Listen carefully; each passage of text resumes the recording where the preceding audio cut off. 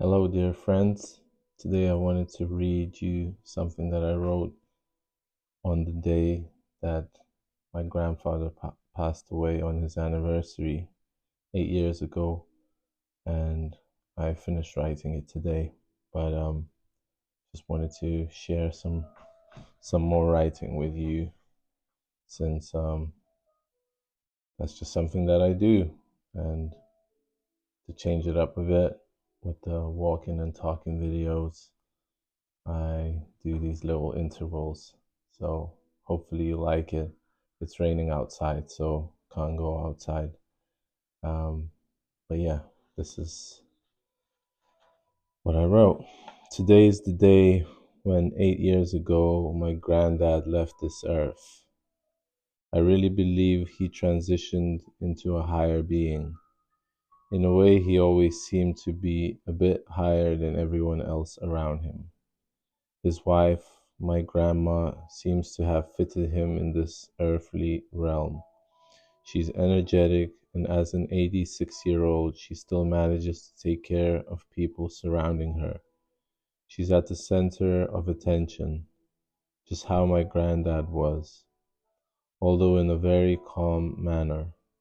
He used to give lectures on famous people, women like Mother Teresa, Princess Diana, Aphrodite, and others. He paid close attention to women, and my grandma used to find him models to pose for his paintings. Today at the cemetery, Grandma read a poem written by him, I think, and it was about not searching for him at his grave, but to search for him in the autumn rain, summer breeze. Don't look for me in the cemetery because now I'm here everywhere. For some reason, that and my grandma and her friends singing at his grave put tears in my eyes. Usually, I don't well up that easily, but today was a different day. I felt tense the whole day. They say your body remembers things like this, like the day he died, when I was lucky enough to be by his bedside, watching him take his last breath. I felt like almost he breathed the life of his in me. I remember feeling that and thinking that when he was already unconscious but still breathing. My wife at the time was by my side also, and she felt the sadness too. I'm grateful she came on that trip also. I felt different that time, like something died inside me. I came back home and wrote a poem for him. I really felt his presence there with us. Do the people who pass away really leave us? They live within our memories, so in a way, they're alive. Same as when we time travel in our minds, remembering people, places, and times. I often feel ashamed that I'm not pursuing my art career as much as my granddad did, or wanted me to, perhaps. I always feel like I should have spent more time with him, live up to his expectations, or so. Those are probably my own expectations placed on myself. When I was walking back with a friend from a trip to the anatomy museum, we started talking about our granddads.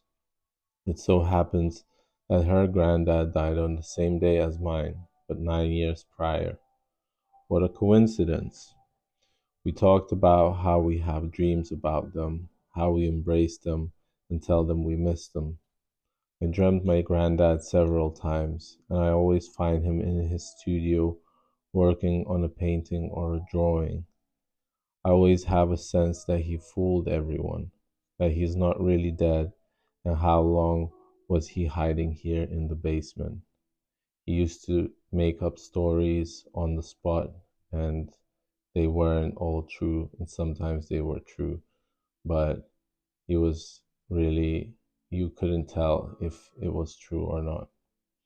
Soon after, I wake up and realize that the dream has fooled me again, once again. But what was the meaning behind it?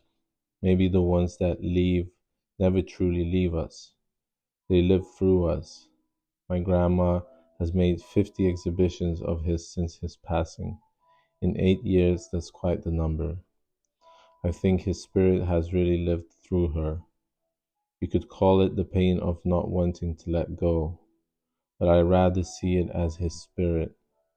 There's a plaque, there's a plaque with his face on the side of the building where he lived and worked for almost 60 years. He decided to go back to his hometown, to his city, to paint and create art.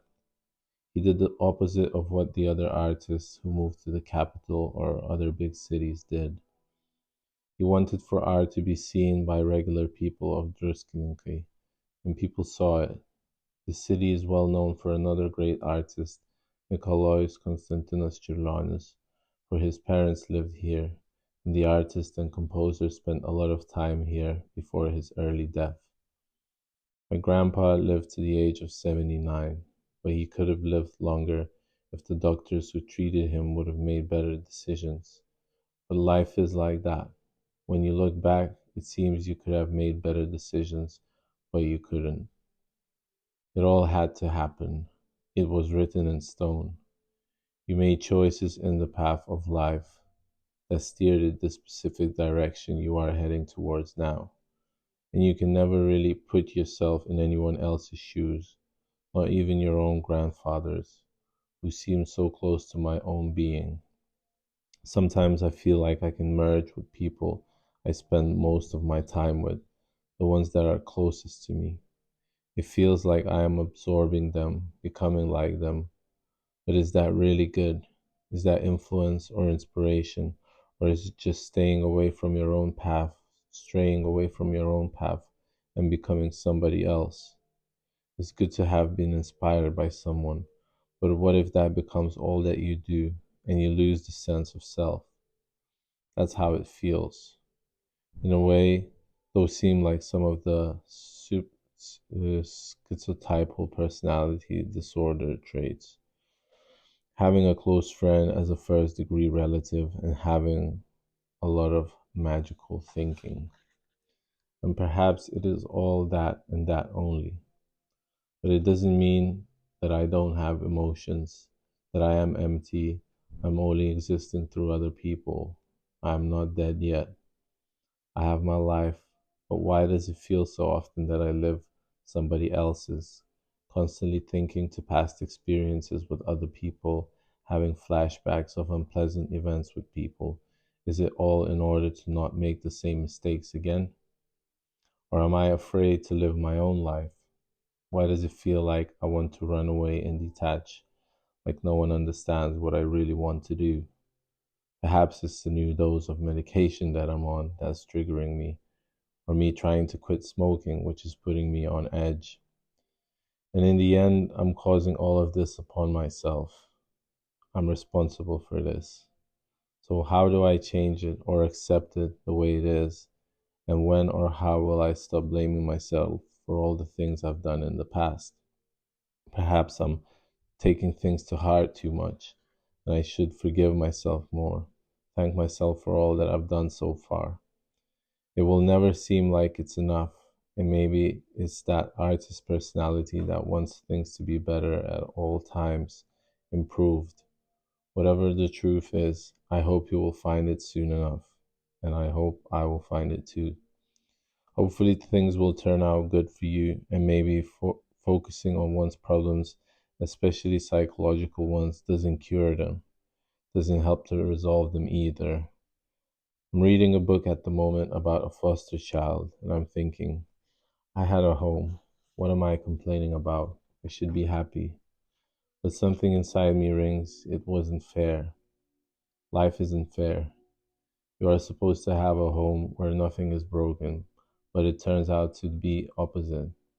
Before you know it, you're overanalyzing your past, looking for what was right or wrong there, and you can't seem to let it go.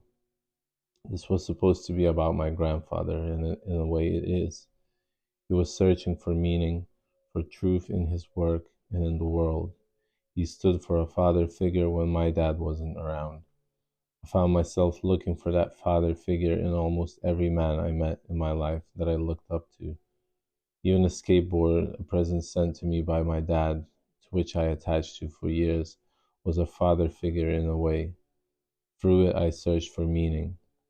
Now I search for meaning in my own words, in books, in writing, in talking to people, in living my own life and not somebody else's. Things seem to fall into place when you just let go. At some point, one has to start looking for a father figure in oneself. Become your own best friend. In this way, you can never be disappointed. When you are true to yourself, when you are doing something that you don't care if anyone else sees, just doing it out of pure joy, you reach that magical state where everything seems to merge into one and only presence exists. I wish you to find that peace, that presence, often in everyday life, the little things. As always, all the love and peace. So that was the writing on my grandfather and maybe more things. Hope you enjoyed it. Let me know in the comments what you think. And yeah, hopefully you have a wonderful day. I'm proud of you. Keep working on your stuff. Keep working on yourself. And things will turn out to be great. Just give it time. So give it time. Take a step back. Reflect on things. Become your own best friend. Go for a walk. Breathe the fresh air. And just come back to these videos whenever you feel like it. Send me a comment. I always love receiving them, knowing that something bounces off the other end. So drop a like, share, subscribe, and hopefully I'll see you in the next one. Take care, much love, and peace.